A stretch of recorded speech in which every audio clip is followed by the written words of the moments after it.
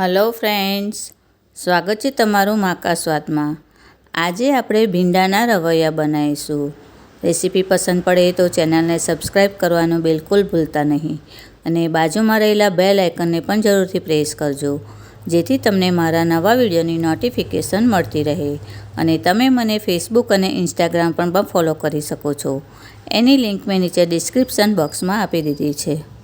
રવૈયા માટે આવા એકદમ કુમળા અને એકદમ ફ્રેશ હોય એવા ભીંડાને પસંદ કરવાના।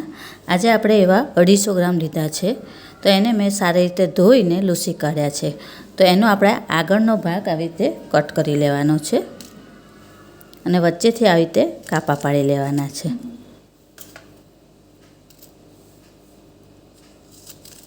આ રીતે આપણે બધા ભીંડા કરી લઈશું।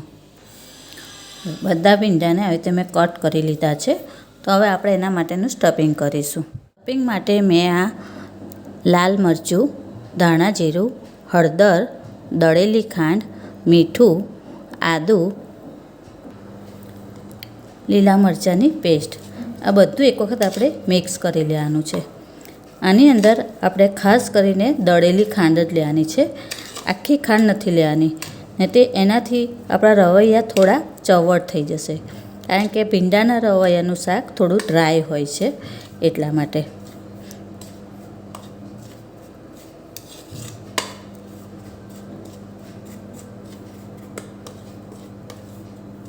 હવે આની અંદર થોડા ધાણા એડ કરીશું,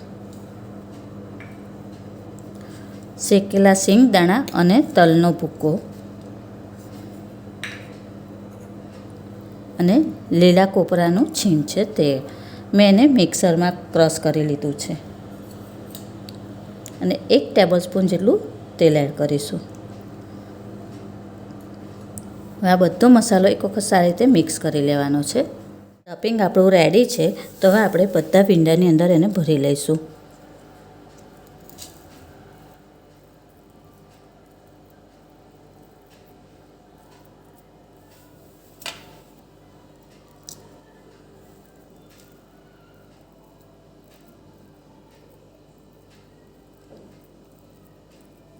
આ રીતે આપણે બધા ભીંડા તૈયાર કરી લઈએ। ભીંડા આપણા બધા ભરાઈ ગયા છે, તો હવે એને આપણે વઘારી લેવાનું છે। તો કઢાઈમાં આપણે 2 ટેબલસ્પૂન જેટલું તેલ એડ કરીશું અને અડધી ટીસ્પૂન અજમો એડ કરીશું, થોડી હિંગ।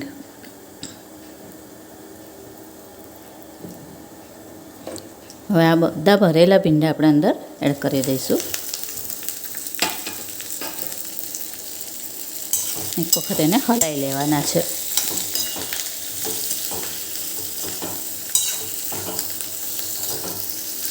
હવે ગેસની ફ્લેમ એકદમ સ્લો કરીને આપણે ઉપર ઢાંકી દેવાનું છે અને 5 થી 7 મિનિટ સુધી એને ચડવા દઈશું। 1 મિનિટ પછી એક વખત આપણે ચેક કરી લેવાનું।